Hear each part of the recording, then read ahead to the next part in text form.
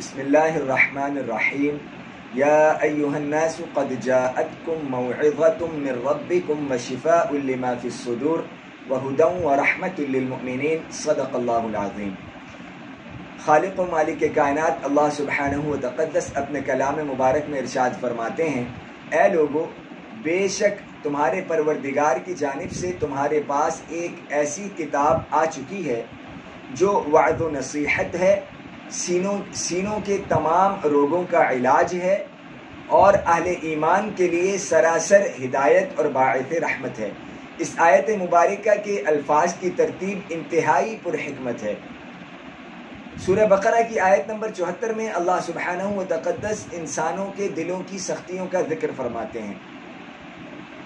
اور دلوں کی سختی ہی در حقیقت وہ بنیادی مرض ہے کہ جو اعلیٰ سے اعلیٰ کلام کو بھی انسان کے دل پر اثر انداز ہونے نہیں دیتا۔ جس طرح سے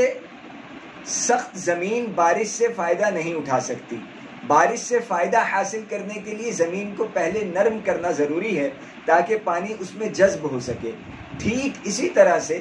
قبول ہدایت کے لیے سب سے پہلے دل کی سختی کو دور کرنا ضروری ہے، اور دل کی سختی کو دور کرنے کا بہترین اور مؤثر ترین نسخہ وہ وعظ و نصیحت ہے، جسے آیت مبارکہ میں پہلے نمبر پر بیان کیا گیا۔ اور جب وعظ و نصیحت کے ذریعے سے دل میں نرمی پیدا ہو جائے گی تو پھر یہ کلام مقدس دوائی کی مانند اثر کرتے ہوئے اس انسان کے دل سے تکبر، حسد، بغض، کینہ اور حب دنیا جیسے امراض کو دور کر دے گا۔ اللہ رب العزت سے دعا ہے کہ ہم سب کے دلوں کو حق قبول کرنے کے لیے نرم بنا دے